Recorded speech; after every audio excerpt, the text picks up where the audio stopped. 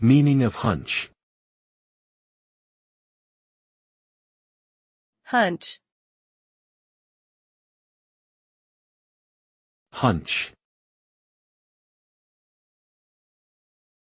hunch,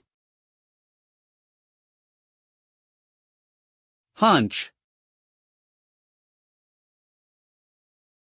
Hunch can have a few different meanings depending on the context, but it generally refers to a feeling or intuition about something.